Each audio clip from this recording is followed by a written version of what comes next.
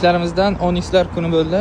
Xo'p, bu Onyximiz gazda ham, benzinda ham juda siltayapti. Gazda reski gazni bosgan paytingizda shunday borib 60 ga boradi, siltab keyin ketadi. Benzinga bundan battar bo'lyapti. Hozir gazni miyasini olyapmiz, chunki gazdan muammo bo'lyapti.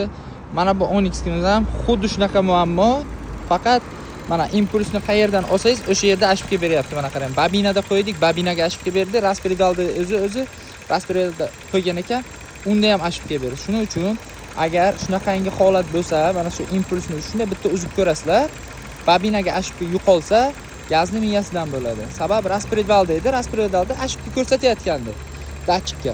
Shunday uzdikka raspedal ashibkasi yo'qoldi. Bunga qo'ysak, bunga yana paydo bo'ldi. Bu narsaning sababi gazni miyasini qo'ygan, gazni miyasidan bo'ladi. Iloji bo'lsa, gazni yaxshi gazaklarga qo'ydiringlar va Yevropa gaz yaxshi tushadi bu mashinalarga. To есть ishlashi hammasi normal bo'ladi. Kamdan kam juda kam muammo qiladi.